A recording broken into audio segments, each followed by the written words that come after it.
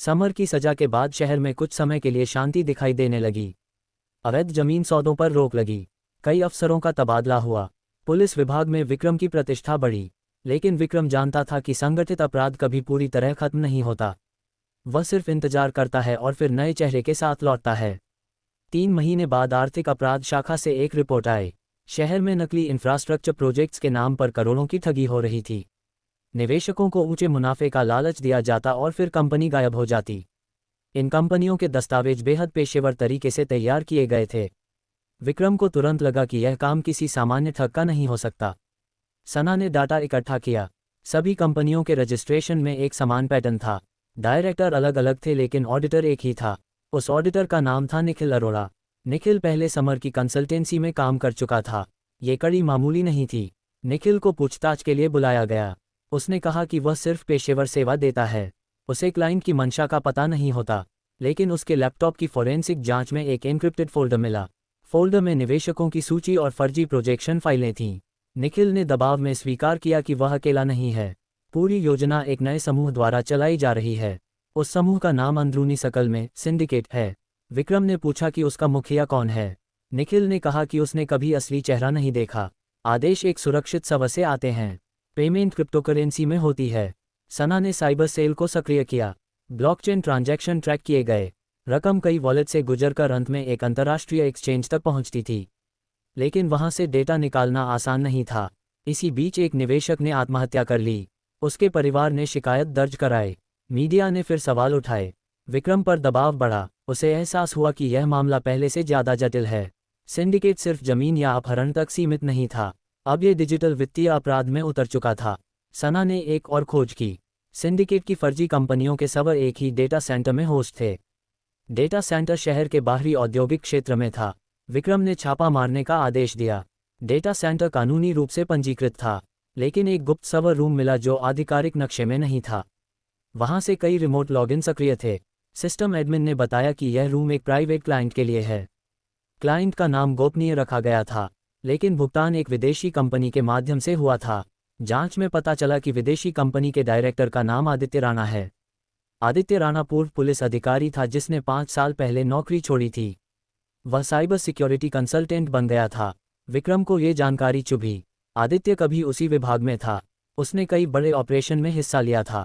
विक्रम ने उससे मुलाकात की। आदित्य ने शांत स्वर में कहा कि उसका डेटा सेंटर से कोई गैरकानूनी संबंध नहीं है। वह सिर्फ टेक्निकल सेवाएं देता है। लेकिन जब उससे पूछा गया कि सर्वर रूम के गुप्त अनुबंध पर उसका हस्ताक्षर क्यों है तो वह चुप हो गया। सना ने पाया कि आदित्य के बैंक खाते में भारी रकम आई है। रकम क्रिप्टो से कन्वर्ट होकर आई थी। आदित्य ने अंततः स्वीकार किया कि उसे सिंडिकेट ने नियुक्त किया था। लेकिन उसने दावा किया कि वह सिर्फ सुरक्षा ढांचा तैयार करता था। उसे असली गतिविधियों का पता नहीं था। विक्रम ने कहा कि एक पूर्व अधिकारी को इतना भोला नहीं माना जा सकता। पूछताछ के दौरान आदित्य ने एक चौंकाने वाली बात कही। उसने बताया कि सिंडिकेट का असली उद्देश्य सिर्फ पैसा नहीं है। वे शहर के इंफ्रास्ट्रक्चर प्रोजेक्ट्स में हिस्सेदारी चाहते हैं। जब निवेशक ठगे जाएंगे और कंपनियां दिवालिया होंगी तो वही लोग सस्ते में प्रोजेक्ट खरीदेंगे। यह आर्थिक कब्जे की रणनीति थी। विक्रम को समझ आया कि यह खेल बहुत बड़े स्तर पर चल रहा है। उसी समय सना को एक ईमेल मिला। ईमेल में एक वीडियो लिंक था। वीडियो में एक व्यक्ति नकाब में था। उसने कहा कि पुलिस जितना दबाव डालेगी नुकसान उतना बढ़ेगा। उसने धमकी दी कि अगले सप्ताह एक बड़ा वित्तीय सर्वर क्रैश होगा जिससे शहर की कई बैंकिंग सेवाएं ठप हो जाएंगी। ये सीधी चुनौती थी। विक्रम ने तुरंत साइबर आपात बैठक बुलाई। बैंकों और आईटी विशेषज्ञों को शामिल किया गया। संभावित हमले की तैयारी शुरू हुई। सना ने सर्वर लॉग में एक संदिग्ध कोड पाया। वह एक टाइमर आधारित मालवेयर था जो निर्धारित समय पर सक्रिय होना था। आदित्य ने स्वीकार किया कि यह कोड उसने लिखा था लेकिन उसे असली उपयोग नहीं बताया गया था। टीम ने रात भर काम कर मालवेयर को निष्क्रिय किया। हमला विफल रहा। लेकिन इससे स्पष्ट हो गया कि सिंडिकेट के पास उच्च तकनीकी क्षमता है। विक्रम ने रणनीति बदली। उसने खुली कार्रवाई के बजाय गुप्त घुसपैठ का निर्णय लिया। एक युवा साइबर विशेषज्ञ रोहन को अंडरकवर भेजा गया।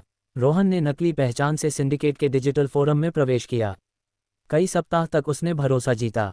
अंततः उसे एक एन्क्रिप्टेड मीटिंग लिंक मिला। उस लिंक से पता चला कि सिंडिकेट का कोर ग्रुप शहर में ही मिल रहा है। लोकेशन एक निजी वेयरहाउस थी। विक्रम ने विशेष बल के साथ छापा मारा। अंदर कई कंप्यूटर, नकली दस्तावेज और नकदी मिली। कई लोग गिरफ्तार हुए, लेकिन फिर भी मुखिया नहीं मिला। रोहन ने बताया कि मीटिंग में सभी उसे चेयरमैन कहकर संबोधित करते थे। चेयरमैन कभी कैमरा ऑन नहीं करता था, वह सिर्फ ऑडियो से निर्देश देता था। आवाज़ को डिजिटल रूप से बदला जाता था। सना ने ऑडियो फाइल की फ्रीक्वेंसी एनालिसिस की। उसे आवाज़ में हल्की तकनीकी गड़बड़ी मिली जो एक खास सॉफ्टवेयर से जुड़ी थी। वह सॉफ्टवेयर शहर में केवल 2 लाइसेंस पर रजिस्टर्ड था, एक आदित्य के पास, दूसरा एक निजी विश्वविद्यालय के प्रोफेसर के पास। प्रोफेसर का नाम था राघव मेहरा।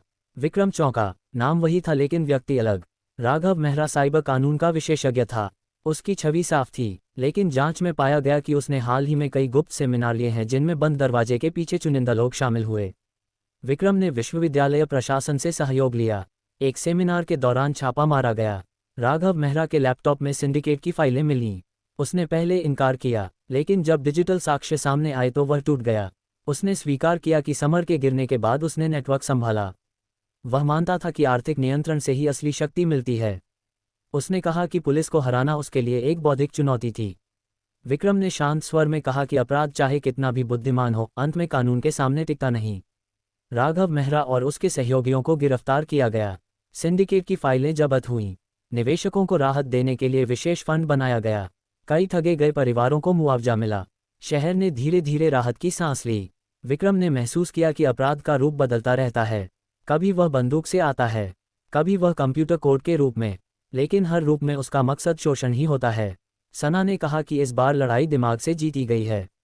विक्रम ने जवाब दिया कि असली जीत तब होगी जब लोग लालच के जाल में फंसना बंद करेंगे। केस बंद होने के बाद भी विक्रम ने साइबर विंग को मजबूत करने की सिफारिश की। नए प्रशिक्षण कार्यक्रम शुरू हुए। आदित्य को भी अदालत में सजा मिली। निखिल और बाकी सहयोगी भी दोषी ठहराए गए। कहानी यहीं खत्म नहीं होती थी, क्योंकि अपराध का चक्र निरंतर चलता रहता है। लेकिन इस अध्याय में कानून ने बढ़त बना ली थी। विक्रम ने अपने ऑफिस की खिड़की से बाहर देखा और सोचा कि शायद यही उसकी असली लड़ाई है। हर नए चेहरे के पीछे छिपी उसी पुरानी प्रवृत्ति से संघर्ष। और जब तक वह वर्दी में है तब तक ये संघर्ष जारी रहेगा।